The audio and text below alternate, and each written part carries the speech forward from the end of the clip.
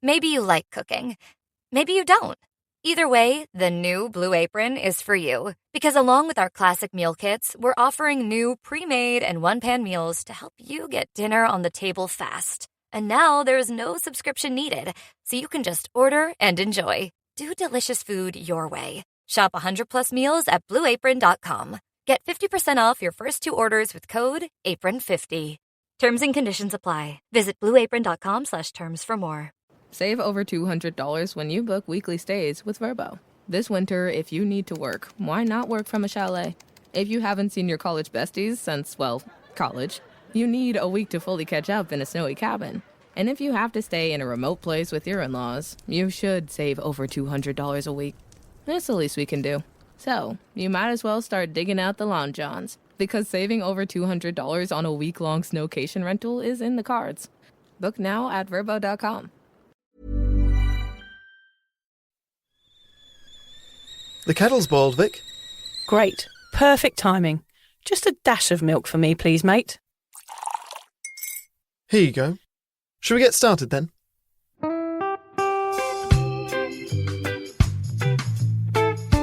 Have you ever woken up on a Sunday morning and said, I'm never drinking again, and then found yourself waving $50 at a barman by happy hour? Are you wondering why everyone else can stop at 1 while you head to a dodgy after-party with a weird bloke called Disco Dave?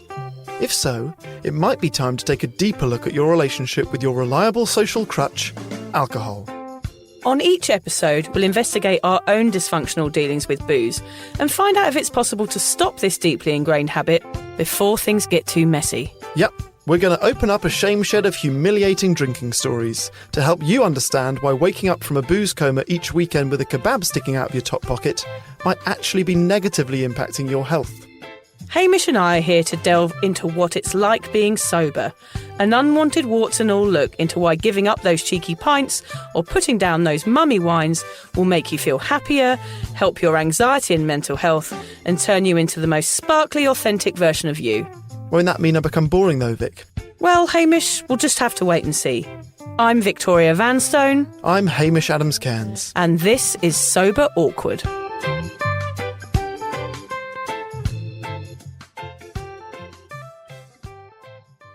You ever been in a blackout, Alan? 5-6 times a week. What? 5-6 times a week?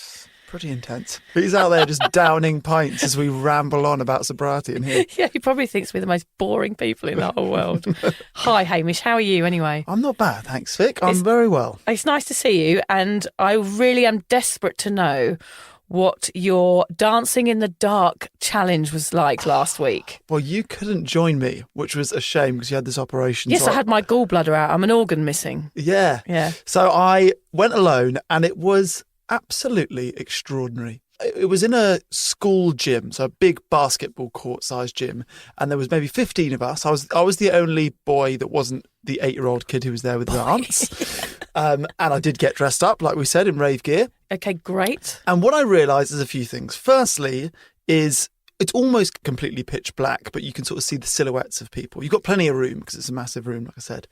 I thought I'd released my inhibitions 5 minutes in, but really it's not until about the 45-minute mark that you really go for it. So it's like taking drugs. You sort of peak. I thought I was gurning. I felt like I was gurning. I didn't feel drunk, but I felt like I was high for quite a lot of it. It just proves that you don't need alcohol in those situations. That you went somewhere, you danced, you had a brilliant time, you peaked like you would do on a drug or on anything that was synthetic that you were to put into your body, and you did it with nothing in your body apart from a bottle of water. I smiled for an hour. At the beginning, I was thinking, "No, I don't like this song. I do like this song." By the end, I didn't mind what the song was. Yeah. At clown school, we did a lot of if you feel an instinct to move or do a certain thing with your body, then you would explore it to the extreme. Yep. Same when dancing in the dark. You're like, this is a weird dance move, but it feels quite good. I'm going to carry on doing it. No one cares. No one can see. So that was a nice feeling. And I actually think this might be my new favourite way to listen to music. Okay. So I love listening to music in the car because you've got something to see and you can hear the music and hear the lyrics. Some people love live gigs. I think live gigs is great if it's a song that you know and it's a band that you know and you can and sing it along. kicks That's in. fun. But listening to songs that you don't really know in pitch black with none of the distractions of the lights and the smoke machine, just the music and you dancing however you want is awesome. Okay, I'm so excited about going with you. Oh, and the girls that run it were so lovely. I said that I need to go again with you. Yeah. I got a photograph. And it's funny, people don't really mingle. I thought maybe we'd chat before or after. No, people are there to like get the job done. Get the dance out. It is like going to the gym for the other people there is what I was thinking. They want to go there. They want to really go for it for an hour. It's a long time. Like an hour is a long time if you're sober in the dark. You're not, going to the loo, you're not going to the bar, you are just dancing full on.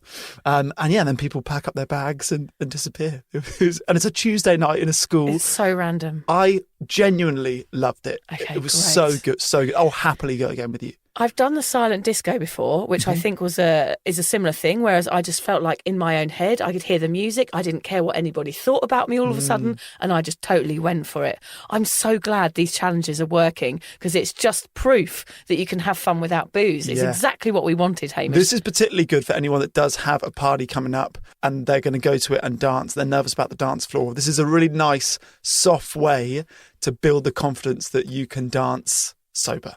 It's called No Lights, No Lycra for everybody. I think they run them all over Australia, so look it up. Absolutely brilliant. And how is your sobriety going generally, Hamish, I must ask? So we are recording this as I drink a non-alcoholic beer, which has become more and more frequent. I had one yesterday at a restaurant when the three people I went were all drinking cocktails, and I was quite happy with a non-alcoholic beer. So I am enjoying it. I did have a challenging day almost a week ago. It felt like the end of Christmas Day, where all of the excitement has happened and all of the build-up is over, and now you've got 364 days until... It felt a bit like that. I felt a bit flat. So I could have bought you some Bubble and Squeak to cheer you up. Yeah, that would have done it. How are you doing? Yeah, I'm good. I was really fascinated by this topic this week. So I often talk to my sister Louise about things. She's been on the podcast before. She's 22 years sober now. So she's always good to run the topics by. And she came out with this brilliant story, which I'm going to have to tell you quickly before we start because it's related to everything we're talking about today. And we're talking about blackouts. And she told me the story of somebody that her ex-husband used to know. The morning after this big work event, they had to explain to this guy what had happened to him. He'd woken up, not remembered anything from the night before, and they'd been on this work function, and he had kind of disappeared, this mate of theirs. He'd been drinking quite heavily. They all the bosses were there. It was like the big annual get-together for the end of the year, big like free bar, big celebration. And the guy had disappeared, and they were like, where's he gone? Where's Dave gone? Wherever his name was. They couldn't find him. Then they suddenly turned around. They were in a massive Chinese restaurant that has those huge fish tanks where they keep all the sort of crustaceans and the lobsters, big lobsters and stuff. And they turned around, and the guy had taken all of his clothes off, apart from some really small pants, and was swimming in the tanks. Just in his pants and grabbing hold of the lobsters and stuff and waving at his boss. If you saw that in a film or TV show, you wouldn't. It would be too far. That's not real. It has happened. It's a true story. And what were the repercussions? My sister was pretty certain he got sacked. They had to tell him the next day that, that's what had happened. Yeah. By the way, this is what you were doing. So that's what we're talking about today. I mean, gosh, how embarrassing. So we're going to talk about the blackout, why we have them, the dangers, our experiences, and how they affect our brains in the moment and in the long term. If you're listening to a podcast called Sober Awkward, then it's likely you're interested in finding out about the effects of alcohol. Well, we're hoping so. If, like Hamish and I, you've ever got 3 sheets to the wind, blackout wasted, and wondered why 1 minute you're in a London bar ordering tequila shots, and the next you're waking up in a bunk bed in a run-down motel in Madrid with twigs in your hair wearing one shoe, then we hope this episode will make you think twice about over-drinking. Yeah, I've been there, Vic. I've gone out with good intentions, then predictably spiralled into oblivion, only to wake up to reels of myself on Instagram doing the Macarena down the high street wearing nothing but my underwear. In the moment, I'll look like I'm having fun, but am I really? Am I having fun when I can't remember it? Good question. My mum always says it's been a good night on the tiles if you can't remember it. I used to agree like a nodding dog when she said that quote. I respected her stamina, quite honestly, and her dedication to the cause. But I understand alcohol a little bit more now. I grasp the risks and dangers of partying and not being totally in charge of your actions, which I very often wasn't. Not being compos mentis when roaming the cobbled streets of London town in my youth meant I was vulnerable and perhaps zapping a few brain cells along the way. You might have been taken and carved up by Jack the Ripper. Yeah, I'm not that old, Hamish. Jack the Ripper was a bit before my time. Oh, sorry. The Yorkshire Ripper, mind you. Yeah. So today you're getting the sober, awkward guide to what's really happening when you enter the blackout. If you are considering giving up booze, this might get you thinking about your lovely brain. And if you're already sober, then this is going to be yet another reason to stay on track. Yes, I don't have that many brain cells left, Hamish. So I definitely want to take care of the ones that I do have left over from my boozy days. Do they have names? Dave and Tony. Right, just the two of them. Yeah, just two. So the science behind this is very fascinating. When I say blackout, I don't mean passing out or losing consciousness. I actually mean the moment you've had one too many flutes of sparkly and you seem to slip into a kind of wide awake coma. It's just after that part of boozing when you feel like you're having the best night of your life and you feel invincible and accept that disastrous top up from a guy holding 2 jugs of sangria. Boom. Welcome to the void, the space between elation and sleep. So what is a blackout? A blackout is the point of drunkenness where your brain actually becomes incapable of making new memories. But why do our brains go into shutdown when pissed? Well, it can depend on how much you've drunk and how quickly. You can tell us about that. Okay, the speed at which drinking occurs is a factor in blackouts. When several alcoholic beverages are consumed in a very short period, the blood alcohol content spikes, and this suppresses function in the hippocampus. Neurons in this region of the brain are responsible for turning short-term memories into long-term memories that remain in the person's conscious recall. When alcohol impacts this part of the brain, the events that happen do not get converted to long-term memories and, in a sense, evaporate as if they never occurred. Gosh, isn't that amazing? The brain is pretty incredible. Like, the more we do this podcast, the more I learn about our lovely little brains. It just amazes me. And how much we're screwing them. And how much we're fucking them over completely. Yeah. Can you tell us about the blood alcohol content there? So binge drinking is defined by the National Institute on Alcohol Abuse and Alcoholism as a short period of heavy drinking that raises the blood alcohol content to 0.08 grams per decilitre of blood. But this amounts to 4 drinks for the average woman or 5 drinks for the average man in less than 2 hours. When alcohol is consumed at this rate, the brain reacts and the consequences can be hazardous. That's not even that many drinks. No, so therefore, yeah, you're going into a blackout quite early, earlier than you realise, actually. I wonder how many drinks you have to neck before the blackout, Hamish. I'm a lightweight, so really 1 or 2, but I reckon realistically 3 strong ones would do it for me. So I'm definitely below average.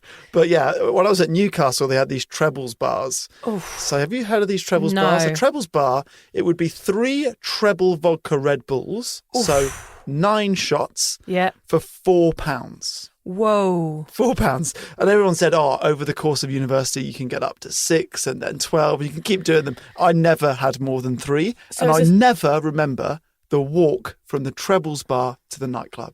Oh, so Not you once. managed to even get to the nightclub, I'm surprised by. Yeah. And then the nightclub was £1 Jaeger bombs. Oh, So God, you'd have 10 shots by the time you'd got to the nightclub. that is killer, isn't it? Insane. I don't remember much of my time at university, not that I was there very long, because I had the Luton record for downing a pint of Snakebite and Black, which is just this cider and beer and Ribena Yeah. for the quickest in Luton. Yeah. Which was how many seconds? It was like 2 seconds. Okay, how many of those would it take you to get blacked out? Well, I'm a gulper, so I drink very quickly. A gulper could also be translated into the word alcoholic, perhaps. I try to make it sound a bit more approachable by saying I was a gulper. I drank quickly, but yeah, actually, I think it has other connotations. I was always drinking to get pissed, again. That could have another meaning. The more I drank, the more I wanted. That was my problem. So binge drinking habit meant that if I went out, it was always going to be big and it always ended in a blackout. I didn't really see the point in having a few drinks. I just always wanted to get to the point where I couldn't remember anything, probably because I thought that's how I was meant to drink. I just thought that's how everybody drank. And I was generally in a blackout from 9 p.m, probably 3 times a week during my college days, university days and travelling days. It was just how I drank, was to that point. Unusual goal to set out to get to the point where I can't remember anything. Well, because for me, that was my goal. That's what I wanted to feel. That was a successful night. If I hadn't got to that point, I might have run out of money or the bar had run dry. They were the only 2 reasons I ever went home. So let's start with the reasons why people drink to blackout. People unlike me, hopefully, more the general public than the heavy boozer. What do you think, Hamish? Okay, so the first point I wanted to make was maybe that it's out of curiosity over what it feels like to be very intoxicated. Take something to the extreme. I think that's all right the first time. Yeah. But then you know and you should know better. But then you know and go, oh, God, that was awful. I can't remember anything. I'm going to go home and live my life and be alcohol-free from now on. But of course that doesn't happen, does it? There's a belief as well with drinking that it's going to result in you feeling good. And you think that in a blackout you're feeling good, whereas you're not. You're just totally unconscious. So there's kind of this lie that actually drinking to that point is good. But of course it's not. Yeah, unless you're having a really tough time in life and that's the goal. Is the blackout is a better place for you to be than to deal with real life. Of course, that's the dangerous. escape of, the spiral down into alcoholism is that because you're escaping your real life. Yeah. Some people like to drink to blackout in order to reduce stress, so I guess that could feed into that. Yeah, and to feel older. To fit in, everyone else is doing it, so I guess I should. For confidence issues, like we spoke about before, like teenage boys and girls trying to get it on. Yeah, lots of us don't know our limits, even though you've reached the blackout many times from drinking this many drinks every time, but you still don't really understand when one is too many. Can't stop once you start. If you're addicted, you've got addiction issues. Blocking out trauma, like we said.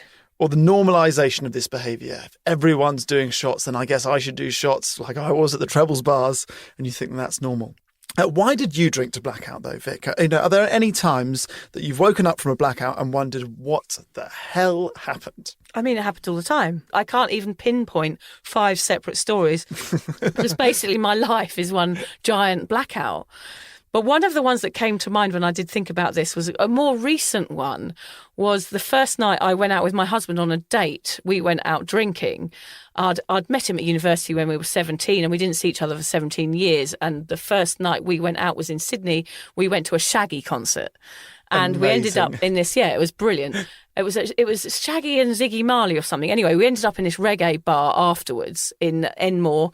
And I remember we were doing shots and we'd had a bit of a snog and it was all quite nice and we were having a lovely time. But then I sort of slipped into a blackout. And when I came to, I was in the back of a limo. And I was like, what the fuck am I doing here? Like, why am I in a limo? And then this big rasta jumped in the front, this brilliant looking guy with all his dreads in a hat piled up on top of his head. And he turned around to us and said, where are you two going? I'm the ambassador of Jamaica. I'll take you wherever you want. What? And we got a lift home from the nightclub with the ambassador of Jamaica. Yeah, had a lovely chat with him, listened to Bob Marley all the way home. On a first date? Yeah, on the first date we got. It was in my wedding speech, actually. Yeah, so I came to out of a blackout with the ambassador of Jamaica.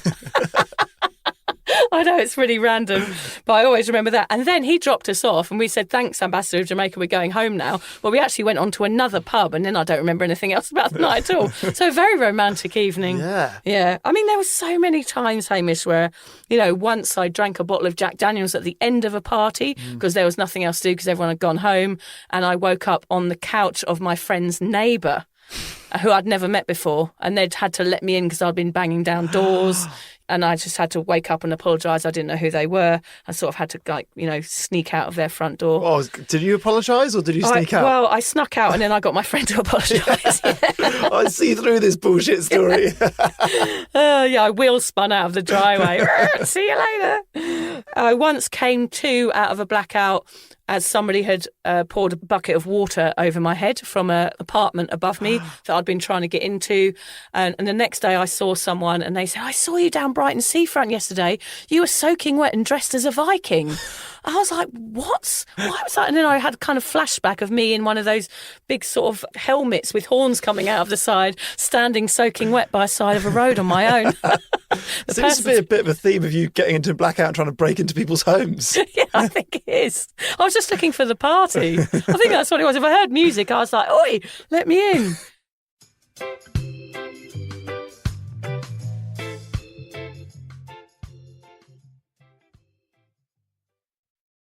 I once came to in a water fountain looking at a fish, a bit like the guy with the lobsters. Yeah. Were you the guy in the tank? I wasn't. Have you I changed wasn't. the name to Dave? And this is actually your story. I was lobster man for a day. Yeah, a friend of mine woke up in the bucket of a digger one morning. Lots of terrible stories about waking up in weird places. That happened all the time. My sister told me another story once of a guy that went to a party in Liverpool, and when he woke up, he opened the curtains and he was staring at the Empire State Building. That's the sort of thing that can happen in these drinking stupors, isn't it? Oh. You don't know what you're doing and it can go on for hours. That's the scariness of a blackout, hey, Hamish. That takes the biscuit. I know. That's unbelievable. It's true. Things like that happen. What about you? Well, that party one of looking for a party has reminded me of one where I had a night out. I was living in Sydney, and in London I was a children's party entertainer, right? Doesn't surprise me. So I had a bag full of tricks, and when I moved here, I didn't have a job. I bought most of the equipment that you need to do children's parties, which is a tug of war rope, a colourful parachute, little bits of sweets and all that sort of stuff. And I had a big night out, and I came back, and my housemates heard me come in, and then they didn't hear the door closed. Yeah. And they went looking for me, and it turns out I'd come in, picked up my children's party stuff, gone to the neighbour's house for having a garden party, and when they looked over the fence, I was there hosting a children's party for the neighbours. In a blackout? Yeah, I had the parachute out. I was giving them team names. Oh, God. You couldn't remember it? No, I don't remember that, no. Oh, my God. So yeah, the party continued. Yeah, I had a blackout party recently. So all the boys in this friendship group had a party, and all the girls did one. The girls one looked like a beautiful party. Everyone brought a plate of food. There was fruit in the fridge. Like they made cocktails, but it was quite a classy party. Yeah. The boys, the only food in the fridge was one stick of celery. The whole fridge was booze. Yeah. And it was drinking games. Yeah. And when the girls arrived at the boys' house, because everyone's partners were there, they walked in through the door. I was butt naked, the only naked person at the party, playing pool and riding a bicycle. Yeah. And then they renamed me Diego. So Diego was my alter ego. In that circle of friends, I'm Diego. Oh my So God. yeah, and yeah, everyone's. Oh yeah. And you have no recollection of where you got the bike from or anything? The bike was in the corridor, because in the end there's a video of me dancing down the corridor, spotting the bike, dancing away from the bike, and then you can see my thought process. Hang on, bike, that'd be funny. I should get on that bike. Naked, get on the playing bike. pool. Yeah. So yeah, the bike was somebody's. Right. So that wasn't great. I So hope he that's wipes the seat afterwards. funny enough. When I told that group of friends I was going sober, they were like, "Will we still get to know Diego?" The trick is going to be discovering Diego sober. That's my Totally. challenge. I hate to break the news to you. I think Diego might be something that is in your past. You reckon Diego's gone? Yes. Oh. On a holiday, I got a henna tattoo on my forehead, 4-letter word, not rhyming with puck, it rhymes with punt. Ah, you got a henna tattoo on your forehead Yes. of a word that rhymes with punt. Yes, and it was the last day of the holiday. And I came back overnight and I was working the next day. So it was a Monday, and I worked in a really posh cigar shop on Jermyn Street, opposite the Ritz, called Davidoff. And henna lasts quite a long time. Quite a long time. So what I did is I put a big elastoplast on my forehead, and I said I'd injured it sailing. So for a week, I wore this huge plaster on my forehead to cover up this punt tattoo. Have you got a picture of that? Yes. I need to I'll see find that, it. I'll please. scroll right back on my Facebook and I'll find that for you. We can post that. I Go once woke up with something written on my forehead, and I was like, "What's bonnock?" I couldn't understand. I was looking in the mirror, but of course, when I realised it was backwards, it was knob. Yeah. And the last one is I left my phone and wallet on top of a car and drove home. And then we realised when I got home that I'd lost both, right? So I'm livid. And Liz said, "Hey, you're in a bad mood. You go to Vodafone and cancel your phone. I'll go to the fancy supermarket and get us nice food for dinner." So we did that. And I'm walking back up the hill from Vodafone. Liz goes, "Got a better idea. There's a Mexican place here. We're going to have a taco each on the way home. Taco's a happy food. It will cheer you up." Yeah. So we go in there, have a taco. Happy hour margaritas. Oh, We had 3 margaritas each. Then we had a bottle of wine. lethal. And we were partying.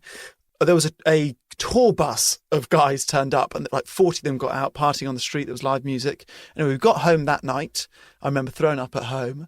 And in the morning, Liz hobbled around the corner. I was lying on the couch and she'd broken her foot. We've got no memory of how she broke her foot. And she said, "Hey, where's my phone and wallet?" Oh, she'd lost them all. No, I'd put her phone and wallet with the supermarket bags into the fridge freezer. Oh. Her handbag was in there. But yeah, she broke her foot. No recollection. No idea how she did neither it. of us have got any Oh, we clue. might need to get Liz on with a few blackout stories, might we? Oh, yeah. Oh, no, she'd be the end of the end of her relationship with my parents. Oh. Yeah, let's not. She's never blacked out, ever. No, she is the Virgin Mary. God, they're so interesting. We actually put it on Cuppa for people to write in and give us some of their blackout stories. There was a great response. Thanks, everybody. There were so many, I can't even read them out. Hamish, start with the first one. A few of the highlights. So someone got in touch who had looked at their maps the next morning and realised they'd walked miles when they got lost on their own. That's awful, isn't it? It's quite scary. It's bad. There was one lady who went missing and her family contacted the police. Oh, God. Somebody blacked out in a Sainsbury's car park. We've all done that, haven't we? Aldi. Yeah. A lady woke up at the wheel of her car, came to as the police were stopping her. Oh, no. Yeah, Was she driving? Yeah, she was driving. She got a DUI, yeah. That is not good. Not good. There was a woman whose daughter, this is quite good. There was a woman whose daughter asked her for advice, but she was in the middle of a blackout, so now she has no idea what advice she gave to her daughter. It was a bonding moment that she feels might have melted into the abyss. Yeah. She might have said anything. I mean, we miss out on so much, like, because you look like you're okay, but you're not. So people will still talk to you in a way that they think you're there, but you're not. You're gone completely, aren't you? You can sniff out the precariousness in all these stories. When you're in a blackout, even though to others you might seem quite together, the lights are on, but no one's home, which leads to bad judgment and really risky behaviour. There are so many reasons blackouts are hazardous. Binge drinking to the point of blackout causes a Thai whiskey bucket full of issues. So what's the first one we got here? You're gambling with your life in a blackout, Hamish, is what we're trying to say here. Blackouts can even lead to more serious issue with booze because you need more to get you to that same level of intoxication. Like me, my drinking actually escalated because I needed more to get to that point. Thus begins the lovely spiral into alcohol use disorder. Oh, gosh. I don't think everyone's ever called it a lovely spiral. This is a first.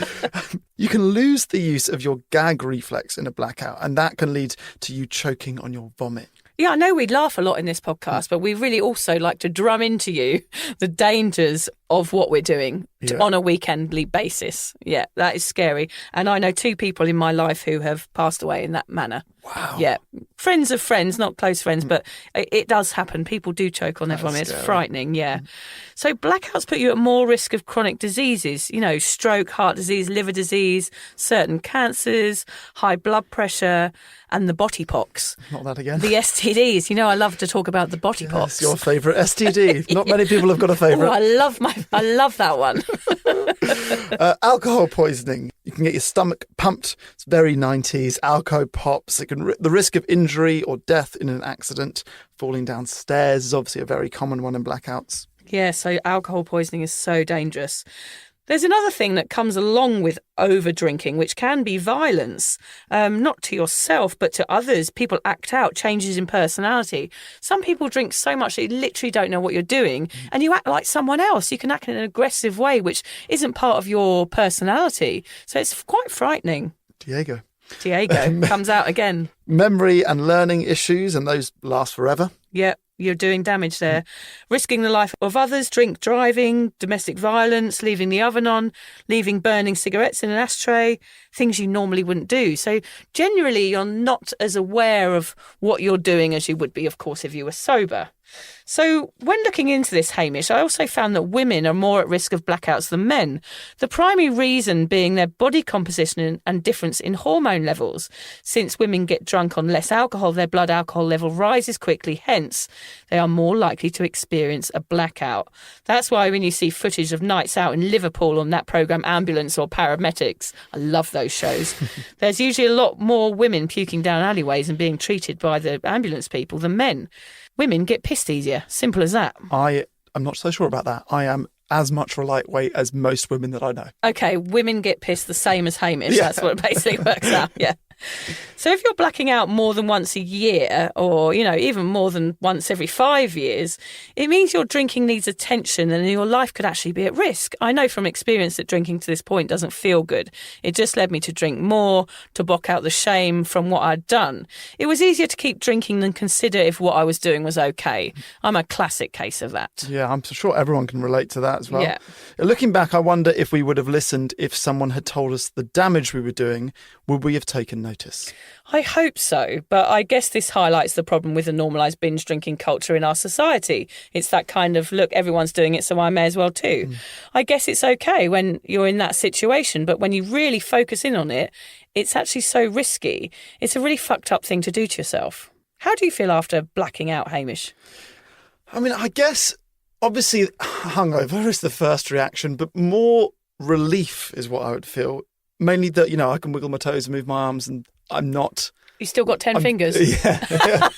I had to wake up with 9 once, so you can imagine the shame there. But yeah, I guess the relief that at least physically I'm all right. There's then the slight fear of what have I done or said that does come creeping in. Oh, that feeling is the worst. So I guess I always regretted it, but never enough to never drink again. It never hit home so hard that like, right, that's it. I'm sober from tomorrow onwards. What about you? How did you feel after a blackout? I used to feel very, very embarrassed after I black out. I mean, I would dread those cringy stories from mates. I remember my ears used to go hot with embarrassment, the flush, as I had my roast dinner on a Sunday and my mates would recall all these awful stories. I laughed along with them, but it's very frightening when you're listening to people telling you about yourself, but you don't know who you are in that moment. Like, I couldn't remember anything. There'd be 5 hours a night when I wouldn't remember, and they'd say, you were doing this, you were smashing pint glasses, you'd climbed up onto the roof, you'd done all this. I'm just literally sitting there aghast at what they're saying because I don't know that person. And actually that person wasn't who I am. Did you feel different getting drunk 20 years ago before there were so many phones and footage of a night out than you did recently? Well, I think recently I was getting more aware of my drinking. By the time phones and everything were about, I tend to not get drunk in that way where there were other people. I wasn't really clubbing. I'd already had kids and I wasn't in that sort of environment where people would have taken photos. It would have been weird if somebody had sent me something like that. Yeah. But back in those days, I guess you were a bit more free because you just could basically get away with it a lot more. Yeah, it's just a stranger telling you that like a dick. Yeah, and it's not going to turn up on the internet the next day. Like, you could do whatever you wanted. I mean, we were crazy back in those days. I'm sure it's similar now, but there's going to be even more fear with a hangover now because you know that someone's got the footage of it, which would be awful. So the fear of the unknown caused anxiety for me. So that blackout period, that time when I couldn't remember anything, that was when I woke up the next day and thought, oh my God, what was I doing? And for me, that caused anxiety. And as you know, Hamish, my anxiety is actually what led me to be sober. So what we're saying is, it's bad being in a blackout and it's bad getting hangovers and having anxiety. But all of these things are actually going to lead you into a happier and more healthy lifestyle. So they're not always bad. They're often part of the journey. And I'm glad that I went through all of this stuff because it means I had to address this issue. And also, same as you, every morning I woke up and I was surprised that I survived. I sometimes couldn't believe that I was still in one piece. And sometimes on the new year of the millennium, I was not in one piece, but I was alive, which is incredible. And I used the fact often that everybody else did it that made it okay. So that's really common. In one podcast with Lucy Hamish, we mentioned a book quote that she said that was this brilliant explanation of hangovers when the thoughts start to appear before you. You're sort of sitting on the toilet or retching into a bin or whatever you're doing on a Sunday morning. And then suddenly you remember snippets of the night and it's like bodies, bloated bodies floating to the surface of a lake. God. Yeah, I know. But you can feel it, can't you? You can feel like the misery in it as one pops up and you remember that. And, oh, God, I was doing that on the dance floor. And, all of these horrible feelings coming to the surface. So, they were all horrible feelings after being blacked out. But those feelings led me to who I am now. Interesting. And so I haven't got any shame over them now. They are part of my story. Our sage advice would be to never get pissed to the point of blackout. It messes with your brain and the implications can be life-changing. So if you're someone that can't stop at one, we recommend don't start at all. don't pick up that first drink. We promise you'll be much happier and much safer if you don't. As they say in AA, it's that first drink that does the damage. Yes, sobriety is about liking yourself enough not to drink. Putting yourself in danger means you are being hostile to your own body. Start respecting yourself. Look inwards and try to unravel your relationship with alcohol so you can live a longer, healthier life, free from shame and free from stomach-pumping devices and lobster tanks. Oh, yes. I won't be going in those lobster tanks again. I knew it was you. I wonder what they actually do, Hamish, when they pump your stomach. I mean, I don't think I ever had my pump stumped. My stomach pumped. Do they put a toilet plunger in your bottom or something like that? Sounds painful, but a little bit arousing. Oh, gee whiz. It is quite arousing, actually. I have had it done. I'm asking them, can you stop? I don't drink. Would you mind pumping my stomach? I'm knocking on the door of the hospital. Excuse me, I haven't had anything to drink, kind sir, but I think my body needs pumping. Not her again. It's my birthday. Body pump. So we wanted to finish with a quote today, but really difficult to find any quotes about a night out that are involving blackouts because no one can remember them. That is so true, yeah. I mean, there are no quotes. I searched high and low to find something inspiring for us to finish the podcast off, but body pumping is going to have to do. We just wanted to mention our email address because we forgot to mention it earlier, which is vicandhamish@soberawkward.com. If you have any questions or you want to ask us anything, just email us there. Before we go today, Vic, I do want to give you a gift. Oh, I like gifts. Because you had an operation this week, and it was a bit of a tough week. It was a tough and week. you couldn't come dancing with me. Yeah. So this is from Liz and I and Sunny. Oh, you are so sweet. It's in a David Jones bag everywhere. It's posh. It is posh. Is it posh, is it? Yeah, and I wrapped it's it. nicely wrapped. It's got rainbow wrapping paper. You know I love rainbows. Yeah. Anything with a rainbow on. Oh, giftoids. Giftoids. Giftoids. Oh, the gift of doids. Oh, look at posh box, everybody. Carton, right. England butter. Oh, it's teas, everybody. It's mixed posh teas It is. with English breakfast with butter oat crumb biscuits. Butter fudge. Oh, anything with the word butter and fudge is right up my street. Yeah. I think they're English. I think it's an English brand. Triple I believe. chocolate chunk biscuits. Yeah. Oh my God, you know what I'm doing tonight, don't you? Big tea and biscuit party. You're going to say something else then. But yes, I'm having a big tea and biscuit party on my own in the bath. Yeah, these are the posh teas. Don't share these Oh, around. thank you, Hamish. You didn't need to do that. That's very kind of you. not How at sweet. all. It was a bit of a tough week. I had to go to hospital and get part of my body removed. Yeah, your penis. Yeah, yeah, that's the truth about it. I had a correctional surgery, yeah. No, I had my gallbladder out. I don't know whether it's a leftover sort of thing from drinking, because due to general bad health, you can have gallbladder problems. I wonder if it is due to 25 years of binge drinking and going into blackouts, but I'll never know. So let's just pretend it's not. And if you're wondering what I was thinking, which was, did they show it to you after they removed it? No. They didn't. They didn't. I remember my nan used to have a little jar with her gallstones in it. She used to shake them around in a jar. All right, dear. And she used to have, it's my gallstones. And show them to us, yeah. Nice. Yeah. I didn't get them, unfortunately. That's my present for you next who week. inherited those? Yeah. Yeah, I'll bring them in next week, don't worry. Let's go and grab Alan and get him to get his stomach pumped. Oh, yes, I'm sure he'd be up for that. Alan, we're taking you to hospital. Thanks for listening, everybody.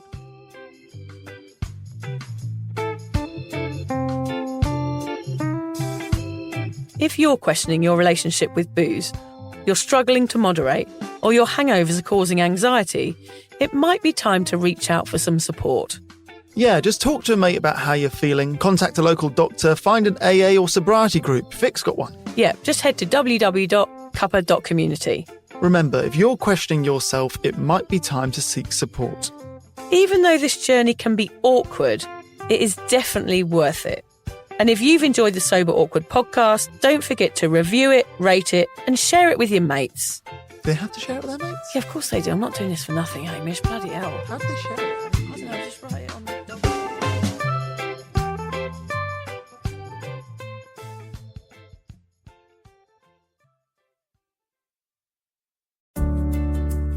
Hi there.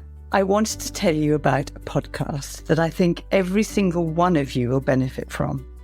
It's called Therapy Works, and it's hosted by me, Julia Samuel. I'm a best-selling author and psychotherapist. I invite you into my therapy room, where I speak to either a known or unknown guest. Topics range from the difficulties of divorce, a life-changing illness, to the struggles of motherhood. Search Therapy Works now, wherever you get your podcasts, and subscribe to make sure you never miss an episode.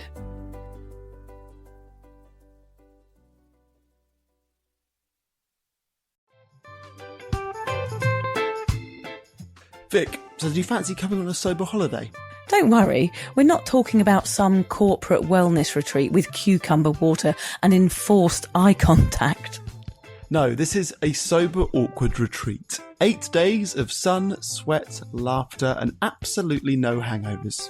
Yep, it's all happening in Thailand next October. Picture this: yoga at sunrise, writing workshops, ice baths, Thai boxing, and lots of awkward sober dancing under the stars. It's a proper holiday with proper weirdos, our kind of people. Yeah. You'll meet legends who've also given the booze a boot and want to have fun without feeling like a social reject. Come solo or grab a mate. Bring your awkward, bring your sun cream. No pressure, no judgment, just a big, warm, sober hug in paradise. All the info is at soberawkward.com/retreats. Come and get sweaty with us, emotionally and physically, in our all-inclusive jungle resort. You'll start out as 15 strangers and leave with 15 new sober mates. I'm not sure I want 15 new sober mates, actually, particularly sober ones. Yeah. Oh, well, you're not invited then.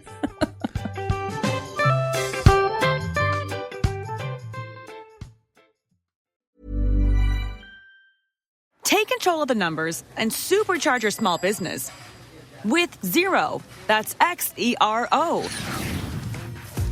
With our easy-to-use accounting software with automation and reporting features, you'll spend less time on manual tasks and more time understanding how your business is doing. 87% of surveyed U.S. customers agree Xero helps improve financial visibility. Search Xero with an X or visit Xero.com/ACAST to start your 30-day free trial. Conditions apply. Vrbo makes it easy to claim your dream summer spot with early booking deals. From homes with pools to poolside loungers. When you book a Vrbo, you don't have to reserve any loungers. They're all yours. Get that early booking deal at Vrbo.com.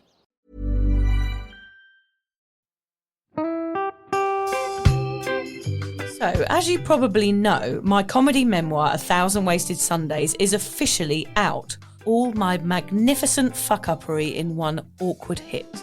If you'd like to get your hands on a copy, it's now available from all good bookstores. We always say all good bookstores, don't we? Yeah. Are there bad bookstores? No, it's probably ones with moody sellers. Oh, yeah, really depressed librarian folk. Yes, Okay, good. So there are probably some, but we're only storing it in the good ones. It's only made it into the goodies.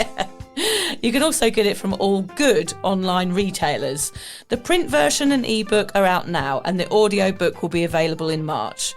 I've been writing my memoir for 5 years. It will make you laugh, cry and cringe, and hopefully inspire a few people to reconsider their relationship with booze. If you love the podcast, then I think you'll love the book, even if I do say so myself. Hamish has read it. What did you think? I feel like I know a little bit too much about you now, to be honest, Vic. Look, I really loved it. It was hilarious and surprisingly moving, but I feel like I've seen you naked in a literary sense. Yeah. Does that make sense? Yeah, that's worrying. Yeah. From an emotional point of view, seriously, it wobbled my teeny weeny wooden heart, Vic. Okay. My teeny little wooden heart. Well, his wooden heart is broken. Anyway, so if you do manage to get your filthy mitts on a copy, please do me a favour and head to goodreads.com and give me a review. Doing that will help me get it out there to those that need a bit of sober support. So there you have it. My story, unwanted warts and all.